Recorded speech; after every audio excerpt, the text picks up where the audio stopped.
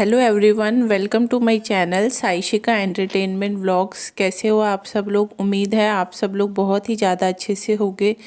तो जिस तरीके से बड़ी बहन आप लोगों के सामने जो बातें रख रही है, जो चीज़ें आप लोगों को दिखाने की कोशिश कर रही है, कोशिश उसकी पूरी यही है कि वो आप लोगों के सामने पूरे तरीके से ये बात को रख दे कि जो भी चीज़ें होने वाली हैं, यानी कि जो जिस चीज़ का खुलासा उसने कर दिया है कि 16 फरवरी को कुछ स्पेशल होने वाला है, कुछ खास होने वाला है। अब खास क्या होने वाला है ये तो हम लोगों को 16 तारीख को ही पता चलेगा। लेकिन जो भी जिस भी तरीके की बातें मुझे पता चल रही हैं वो काफ़ी ज़्यादा शॉकिंग है और सुनने में भी काफ़ी ज़्यादा अजीब लग रहा है, क्योंकि जिस तरीके से ये लोग हम लोगों को दिखाते हैं कि व्लॉग्स में ये बहुत मीठे बनने की कोशिश करते हैं और ये दिखाते हैं कि हम लोग कितने अच्छे हैं, मतलब सामने वाला ही गलत है और हम कितने सही हैं। तो मैं आप लोगों को बता दूं, ये लोग कोई भी कम नहीं है। चाहे हम बात करें प्रीतो की, इसके जीजा की, जो बड़ा जीजा है, भले ही वो अपनी वाइफ के व्लॉग्स में नहीं आता है लेकिन कम वो भी नहीं है। और चाहे बड़ी बहन हो, ये कोई भी कम नहीं है। सब लोग एक जैसे ही हैं, बस लोगों को ये दिखाना चाहते हैं कि हमारी कोई गलती नहीं है, सामने वाले की गलती है। भले ही घर घर में इनके आपस में लड़ाइयाँ चल रही हैं, लेकिन इनका जो मेन पर्पस है वो एक दूसरे को नीचा दिखाना ही है, ठीक है। क्योंकि बड़ी बहन जो है वो कसर कोई अपने पति को नीचा दिखाने में भी नहीं छोड़ती। हर व्लॉग में उसका कहना यही होता है कि मैं सिंगल लाइफ जी रही हूँ, मैं ऐसी लाइफ जी रही हूँ जिसमें मैं अकेले ही सब कुछ करती हूँ, मेरे लिए कोई भी नहीं खड़ा हुआ, सब चीज़ें मैं खुद मैनेज कर रही हूँ। तो इन सब चीज़ों से डायरेक्टली और इनडायरेक्टली सीधा सीधा इसके पति की तरफ इशारा जाता है कि इसका पति जो है वो, सोच सकते हो आप लोग कैसा है, जिसको अपनी बीवी की जरा सी भी चिंता नहीं है। सिर्फ उसके लिए अपना ही काम सब कुछ है, बीवी उसके लिए कोई मायने नहीं रखती। ये सब ये चीज़ दिखाना चाहती है और बहुत सारे जो लोग हैं उनके दिमाग में ये चीज़ों को डालना चाहती है कि आप लोग देखो, मतलब मैं सब चीज़ों को अकेले मैनेज करती हूँ। जब प्रीतो का बुरा टाइम था उस टाइम पर मैंने इसका साथ दिया था और मैं इसके लिए खड़ी रही थी। मैं लोगों के खिलाफ चली गई थी, लोगों ने मुझे ये बोला था कि तुम्हारी प्राइवेसी ख़राब हो रही है, लेकिन मैंने किसी चीज़ की परवाह नहीं करी थी, लेकिन प्रीतो का साथ दिया था।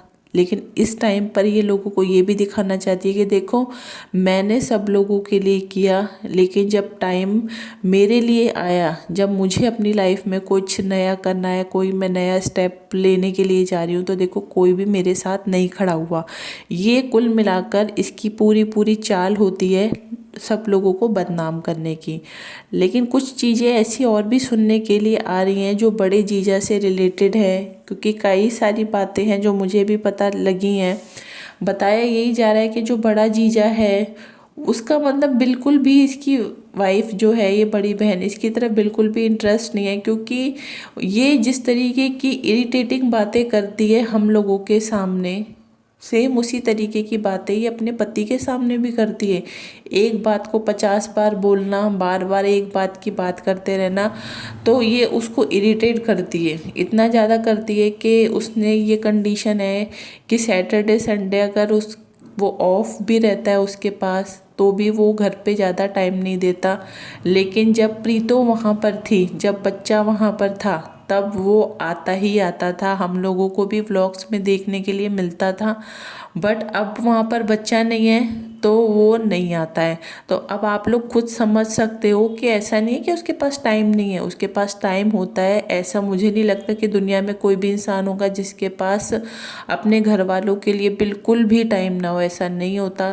उसके पास भी टाइम होता है, क्योंकि बच्चा था तब वो टाइम निकाल के आता ही था, लेकिन अब वो आता ही नहीं है।